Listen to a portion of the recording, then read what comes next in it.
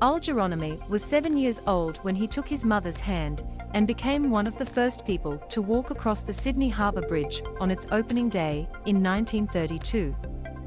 Surely one of few people left to tell stories as the landmark prepares to celebrate its 90th birthday on Saturday, Mr. Geronimi admits his memories of the day have faded somewhat.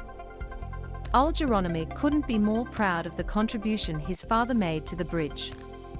"I can't remember terribly much," he said. "But I can recall when Mother took me onto the bridge with my twin brother. I looked down and I was terrified by the water. It was a long way down. It was absolutely crowded. We just walked across the bridge and that was that. But I can clearly remember Mother taking one hand and my twin brother the other. We walked and as soon as we finished, we went home." William Geronimi, a stonemason, worked on pylons for the bridge in the town of Moruya.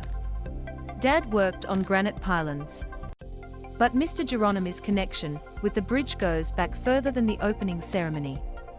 Old Geronimo treasures his father's hammer, which was used in the construction of the Sydney Harbour Bridge.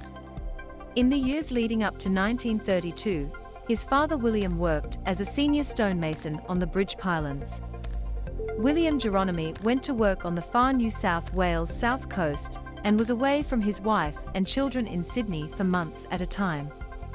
They worked at Moruya in the quarries for quite a few years, shaping the granite pylons for the Harbour Bridge, Mr. Geronimo said. "There's not a lot I can remember back then, but I know that Mother was on her own for months. She was a wonderful person, she would cope with anything. M to mute, left and right arrows to seek, up and down arrows for volume.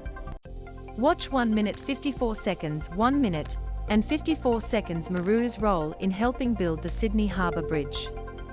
Special experience for migrant family." Remembering his father, who moved to Australia from northern Italy in 1922, Mr. Geronimi still feels proud of his place in history. "It was just a different experience altogether, being amongst all those people and knowing that my father was part of the group," he said. "I couldn't be prouder of the work that he did. That pride has extended down the family tree." Now 97, Mr. Geronimi has 4 sons and is a grandfather and a great-grandfather. He says that the family loves listening to stories about William. "Especially the 2 youngest," he said. "They are very interested." Mr. Geronimi's memories of the opening are hazy, but he remembers looking down at the water below. Heirlooms that remain are cherished. Mr. Geronimi, who has lived in South-West Rocks on the NSW Mid-North Coast for more than 50 years, said some of the family's memorabilia from William's time working on the Sydney Harbour Bridge had been lost. But the heirlooms that remain are cherished by the family. "I've got photos of Dad working on the granite," Mr. Geronimi said. "There's a photo of a team of men, and there's a photo of Dad on his own. We do have a little mallet that was Dad's.